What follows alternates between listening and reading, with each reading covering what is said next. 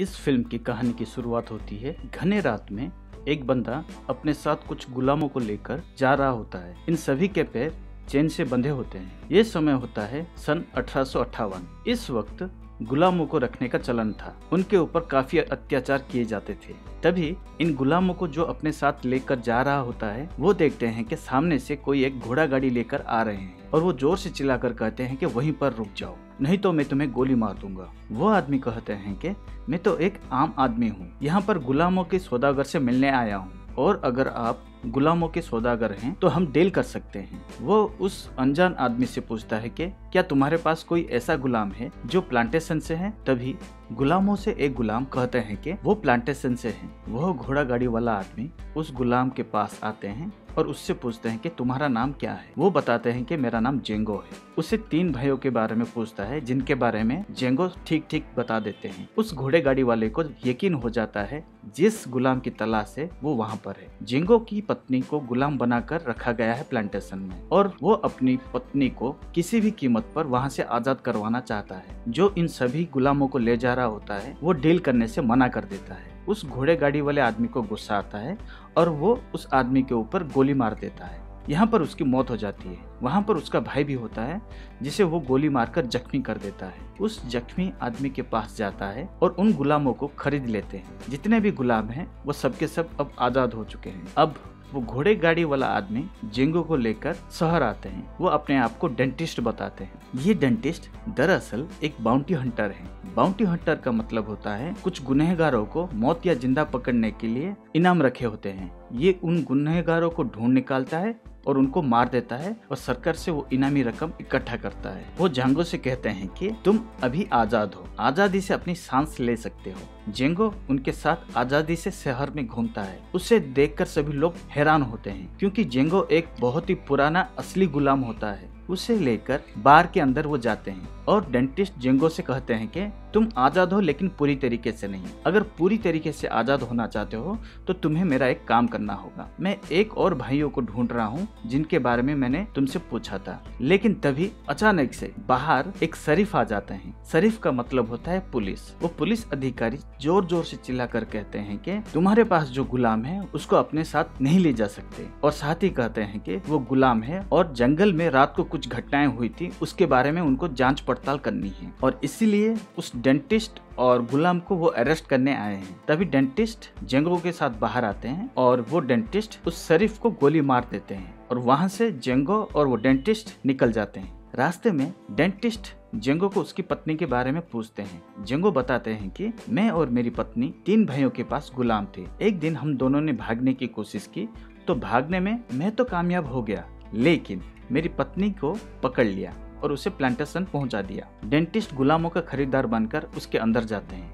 और जेंगो को बाहर खड़ा रहने के लिए कहते हैं। तभी जेंगो उन 3 भाइयों में से 2 भाइयों को देख लेता है। जैसे ही देखता है उनको उनके ऊपर फौरन गोली चला देता है। तभी अंदर से सभी बाहर आ जाते हैं। वो देखते हैं कि जेंगो ने 2 भाइयों को मार दिया है। तभी तीसरा भाई वहाँ पर आ जाता है जिसे खुद डेंटिस्ट मार देते हैं। गोली की आवाज सुनकर इस जगह का जो मालिक होता है वो बाहर आ जाता है और डॉक्टर की ओर बंदूक तान देता है। तभी डॉक्टर डेंटिस्ट इन 3 भाइयों के खिलाफ बाउंटी हंटिंग का वारंट दिखाते हैं। उस जगह का मालिक कुछ कर नहीं पाते परंतु उसके दिल में इन दोनों के लिए बहुत ही गुस्सा होता है। वहां से जेंगो और डेंटिस्ट चल देते हैं क्योंकि इन दोनों ने उसके खास टीम के 3 सदस्यों को मार दिया।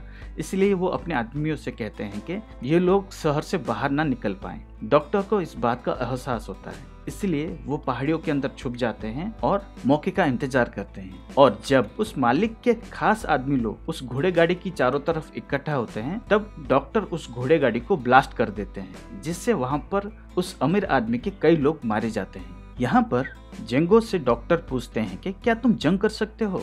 ये सुन के जेंगो अमीर आदमी की ओर गोली मार देते हैं और ये देखकर उस डेंटिस्ट को बहुत अच्छा लगता है। उसे कहते हैं कि तुम बहुत ही अच्छे फाइटर हो, मैं चाहता हूँ कि तुम मेरे साथ मिलकर काम करो। एक बार मेरा काम पूरा खत्म हो जाए इसके बाद मैं तुम्हारी पत्नी को छुड़ाने में तुम्हारी मदद करूंगा। जेंगो इस डील के लिए हाँ भर देते हैं क्योंकि वो किसी भी कीमत पर अपनी पत्नी को छुड़ाना चाहते हैं। इसके बाद दोनों मिलकर कई लोगों को मारते हैं। दरअसल डेंटिस्ट उन्हीं लोगों का शिकार करते हैं जिनके ऊपर सरकार ने जिंदा या मुर्दा पकड़ने पर इनाम रखा है। डॉक्टर उन्हें मारकर पैसा कमाते हैं। अब एक दिन जब ये अपने अगले शिकार पर होते हैं तो जेंगो देखता है कि जो उनका अगला टारगेट है वो अपने बेटे के साथ खेत में है। डॉक्टर जेंगो से कहता है कि इस आदमी को मारना है। जेंगो कहते हैं कि मैं नहीं मार सकता क्योंकि इसका बेटा अभी बहुत छोटा है। तब डॉक्टर जेंगो से कहते हैं कि देखो, इसके खिलाफ वारंट है और ये बहुत ही बुरा आदमी है, इसने कई बेगुनाहों को मौत के घाट उतारा है। ये सुनने के बाद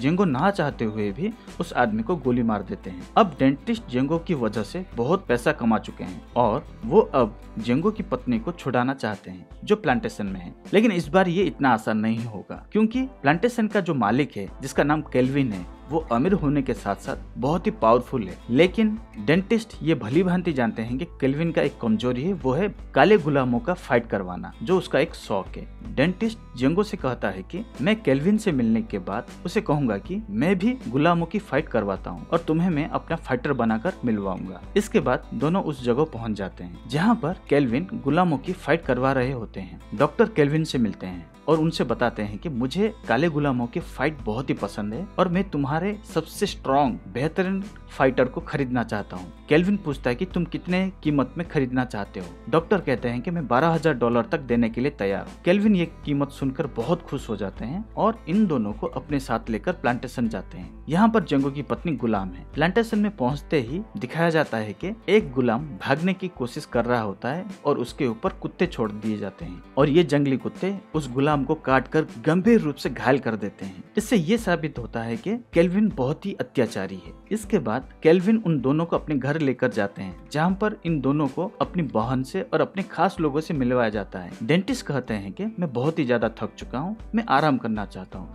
और साथ ही साथ इशारों में कहते हैं कि मुझे एक लड़की की जरूरत है और वो जेंगो की पत्नी का नाम लेते हैं। उसकी बात केल्विन मान जाते हैं और उस लड़की को बुलाने के लिए भेजा जाता है। यहाँ पर हम लोग देखते हैं कि केल्विन की पत्नी को एक स्टील के बॉक्स के अंदर कड़े धूप में रखा गया होता है। उसने भागने की कोशिश की थी, इसलिए उसे ये सजा दी गई थी। जेंगो की पत्नी को सजाकर डेंटिस्ट के सामने पेश किया जाता है। उसे पता होता है कि जेंगो की पत्नी जर्मनी बोल सकती है। वो जर्मन में कहता है कि मैं और जेंगो यहाँ पर तुम्हें छुड़ाने के लिए आए हैं। तभी वहाँ जेंगो आ जाते हैं। जेंगो को देखकर जेंगो की पत्नी बहुत ज्यादा खुश हो जाती है और साथ ही साथ भावुक भी हो जाती है, जिससे वो बेहोश हो जाती है। अब रात का समय है। जेंगो, डेंटिस्ट, केल्विन और दूसरे लोग मिलकर खाना खा रहे होते हैं। यहाँ पर जेंगो की पत्नी खाना सर्व कर रही होती है। चोरी छुपे जेंगो की पत्नी जेंगो एक दूसरे को देख रहे होते हैं और ये सारा नजारा केल्विन के खास नौकर एल्दम वहाँ पर देख लेते हैं और वो समझ जाते हैं कहीं ना कहीं दाल में कुछ काला है। खाना खाने के बाद डॉक्टर कहते हैं कि अब हम डील की बात करते हैं। मैं $12,000 में आपका सबसे स्ट्रॉन्ग फाइटर खरीदूंगा, लेकिन साथ ही साथ जेंगो की पत्नी की ओर इशारा करके कहते हैं कि मुझे ये लड़की भी चाहिए क्योंकि इसे जर्मन आती है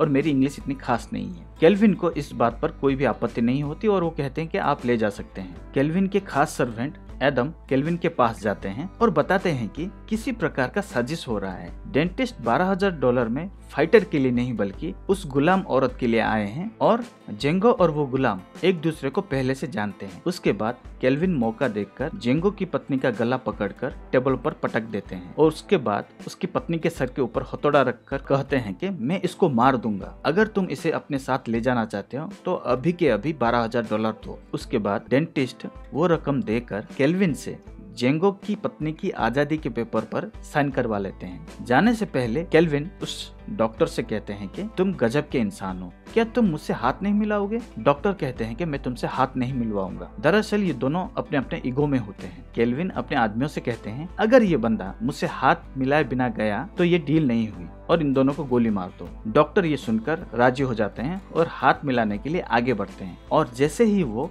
केल्विन के पास हाथ मिलाने के लिए आते हैं तो डॉक्टर के हाथ में गन होती है, जिससे वो केल्विन की ओर गोली मार देते हैं। केल्विन की मृत्यु हो जाती है। केल्विन के खास नौकर उनकी मौत से बहुत दुख होते हैं और उनको पकड़कर रोना शुरू कर देते हैं। उस खास नौकर को इतना गुस्सा आता है कि वो डॉक्टर की ओर गोली मार देता है। यहाँ पर भी डॉक्टर की मृत्यु हो जाती है। डॉक्टर की मौत से जेंगो को गुस्सा आता है। उसके पास एक गन हो, वो उससे उन सभी आदमियों को गोली मारता है जो वहाँ पर हैं। पर जल्द ही उसकी गोलियां खत्म हो जाती है और केल्विन के आदमी उसको पकड़ लेते हैं और उसके बाद उसको बहुत मार पड़ती है, जिससे वो बेहोश हो जाता है। जब उसे होश आता है वो एक नई कंपनी में होता है। दरअसल फिर से जेंगो को बेच दिया गया है। वह वहाँ पर एक तरकीब लगाते हैं और वहाँ के लोगों को बताते हैं कि वो कोई गुलाम नहीं है, वो एक आजाद इंसान है और उनके साथ धोखा हुआ है। वहाँ पर उन लोगों को एक आदमी के वारंट के कागजात दिखाते हैं और बताते हैं कि उसके ऊपर $7,000 का इनाम है और उसको अगर वो मार देंगे तो वो अपने बीच वो रकम बांट सकते हैं। ये सुनकर उन लोगों के मन में लालच आता है और वो अपने हथियार दे देते हैं। जैसे ही हथियार जेंगो के हाथ लगते हैं,